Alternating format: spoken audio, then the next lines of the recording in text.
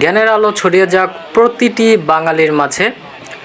নীলক্ষেত বাংলাদেশের সবচেয়ে বড় বইয়ের বাজার।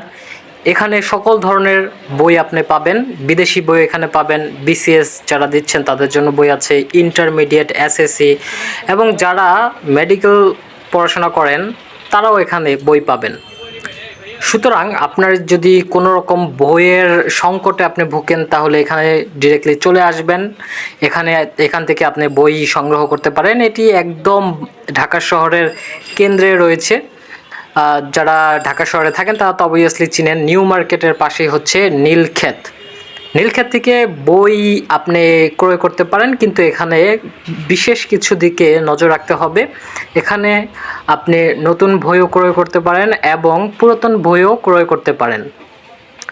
এবং আপনি আশ্চর্য হবেন, এখানে হচ্ছে অনেক বই আছে যেগুলোর ফিক্সড নির্ধারিত কোনো মূল্য নেই।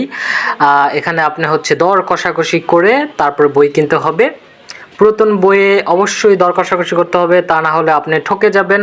এবং আপনি যখন নীলক্ষেতে ঢুকবেন তখন প্রতিটা স্টল থেকে আপনাকে ডাকবে যে কী বই, এদিকে আসেন এদিকে আসেন, এভাবে আপনাকে তাদের স্টলে ভিড়ার জন্য আহ্বান জানাবে এবং আপনি সেখানে তাদেরকে বলবেন যে এই বই আপনি চাচ্ছেন, খুঁজছেন, তারা সেগুলো আপনাকে বের করে দিবে, আপনাকে দেখিয়ে দিবে।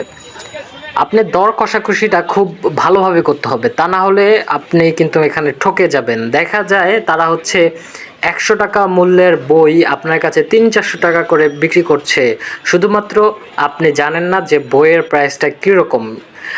আপনি যখন দর কষাকষিতে যাবেন তখন যখন আপনাকে তারা দাম হাঁকাবে, অবশ্যই যদি আপনাকে হচ্ছে একটা বইয়ের দাম 500 টাকা বলে, অবশ্যই সেখান থেকে আপনি অর্ধেক টাকা বলবেন। আপনি বলবেন যে 250 টাকায় নেব, তা না হলে কিন্তু আপনি ঠকে যাবেন। অনেকে এখানে আছে যে এই ধান্দাই থাকে যে কাস্টমারদের ঠকাবে, স্টুডেন্টদের ঠকাবে, কিন্তু যারা রেগুলার এখানে বই কিনে তারা জানে যে কিভাবে এখান থেকে বই কিনতে হয় এবং অনেক ক্ষেত্রে তারা জিতে যায়।